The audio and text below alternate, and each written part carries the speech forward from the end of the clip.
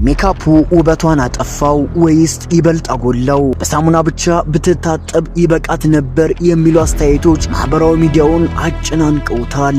ብዙዎቻችን የወደናት ያንን ንጹህና ጥሬ ተፈጥሯዊ ውበቷን ነበር። አሁን ግን በፕሮፌሽናል ሜካፕ ተቀባብታ ስትወጣ ብዙዎችን ኤልዛቤትን አጣናት እያሉ ነው። የገጠሩ ወርቅነቷ በሰው ሰራሽ ቀለም ተሸፈነ የሚለው ቅሬታ የበረታው ለምንድን ነው? ዛሬ የኤልዛቤት ደስታን አዲሱን የሞዴሊንግ ስራና በሜካፕ ዙሪያ የተነሳውን ከፍተኛ ውዝግብ ኤልዛቤትን አጣናት የሚሉ ወሬዎችን በጥልቀት እንፈትሻለን። ኤልዛቤት ደስታ በይፋ የሞዴሊንግ ስራዋን ስትጀምር የቀረቡት ፎቶዎች እንደተጠበቀው ሁሉንም አላስደሰቱም። በማህበራዊ ሚዲያ ላይ የሚሰነዘሩት አስተያየቶች እጅግ የበረቱ ናቸው።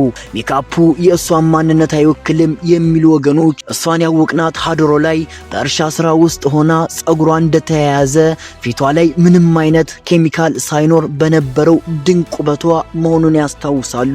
እንዳውም ሌሎች ኤልዛቤት ራሷ ሳሙና ነች፣ ሜካፕ አያስፈልጋትም፣ ሌላው ደግሞ ፊቷ ላይ ያለው ከባድ ሜካፕ የፊቷን ቅርጽ ቀይሮታል፣ ያንን ንጹህ ፈገግታዋን ሸፍኖታል ይላል።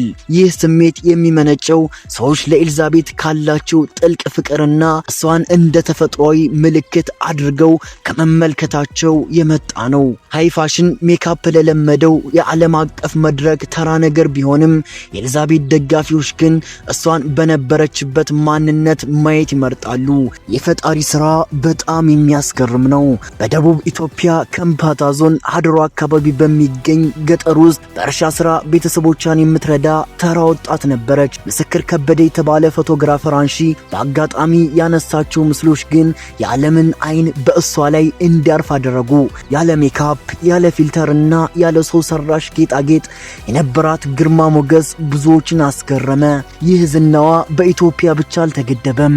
የውጭ ሀገር ሚዲያዎች እና የፋሽን ባለሙያዎች ሳይቀሩ ስለሷ ማውራት ጀመሩ። ብላክ ቢዩቲ ወይም የጥቁር ውበት ትክክለኛ መገለጫ ተደርጋ ተወሰደች። ይህ በአጋጣሚ የተገኘ ዝና ደግሞ ትልቅ እድልን ይዞ መጣ። አሁን ኤልዛቤት ባለቤት አላት። በታዋቂው በጎ አድራጊ ማስተር አብነት ከበደ አነሳሽነትና በቢኤን አድቨርታይዚንግ ኤንድ ታለንት ማኔጅመንት ልዩ አስተዳደር ስር ሆና ነው ስራዋን የጀመረችው። ይህ ቡድን ኤልዛቤትን ከአንድ የገጠር ወጣትነት ወደ ዓለም አቀፍ ፕሮፌሽናል ሞዴሊንግ የመለወጥ ራዕይ ያለው። ለዚህም ነው ትላልቅ ባለሙያዎች የተሰባሰቡበት። የግብይት አማካሪው ናትናኤል ዘሪሁን፣ ፎቶግራፍ አንሺው ሚኪ ፎቶ፣ ሜካፕ አርቲስት ማርዘል እና ስታይሊስት ሆመን በጋራ ሆነው የመጀመሪያውን ብራንድ ሹት ሰርተዋል። ዓላማቸው ኤልዛቤትን ለትላልቅ ማስተዋወቂያዎችና ለፋሽን መድረኮች ብቁ አድርጎ ማቅረብ ነው። ነገር ግን ይህ ፕሮፌሽናል አቀራረብ ከተመልካቾቹ ተፈጥሯዊነት ፍላጎት ጋር መጋጨቱ የሞዴሊንግ ኢንዱስትሪው ትልቅ ፈተና ሆኗል። ሜካፑን የሚደግፉት ወገኖች ደግሞ የራሳቸውን አሳማኝ ምክንያት አላቸው። ሞዴሊንግ ማለት ራስን እንደ ሸራ አሳልፈው መስጠት ነው። አንድ ሞዴል እንደ ስራው ባህሪ ራሱን መቀየር መቻል አለበት። ዛሬ ተፈጥሯዊ ትመስላለች፣ ነገ ደግሞ የንግስት ገጽታ ሊሰጣት ይችላል፣ ከነገ ወዲያ ደግሞ ሌላ። በዓለም አቀፍ የፋሽን መድረኮች ላይ እንደ ቮጎ ላሉ መጽሔቶች የሚሰሩ ስራዎች ሜካፕን እንደ ጥበብ ነው የሚጠቀሙት።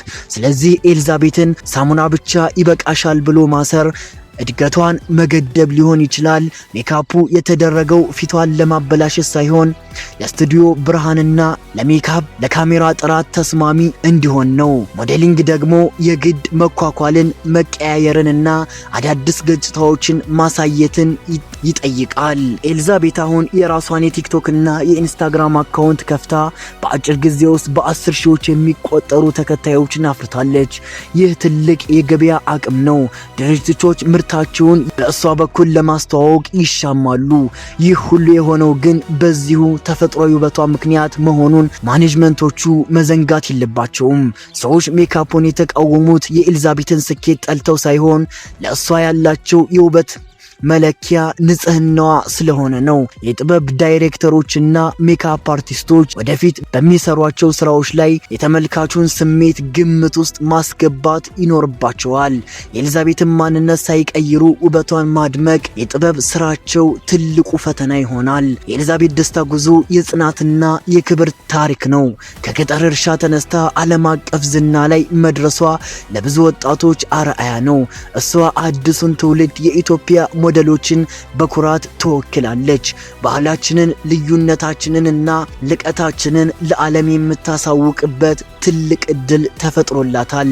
በጉዞዋ ላይ የምናያቸው መሰናክሎችና ትችቶች ደግሞ ለበለጠ ጥንካሬ ግብአት ሆነዋል። የባለሙያዎች ስራ ውበቷን አድምቆላታል ወይስ የገጠሩን ወርቅነቷን ሸፍኖታል? ሜካፑ የሞዴሊንግ ስራ ግዴታ መሆኑንስ ትቀበላላችሁ? ሐሳባችሁን በኮሜንት መስጫው ላይ በዝርዝር አስፍሩልን። ቪዲዮውን ላይክ በማድረግ ለኤልዛቤት ደስታ አዲስ ጉዞ ያላችሁን ድጋፍ ግለጹ። ለቻናላችን አዲስ ከሆናችሁ ሰብስክራይብ ማድረጋችሁን እንዳትረሱ። በቀጣይ ቪዲዮ እስከምንገናኝ ቸር ቆዩልን።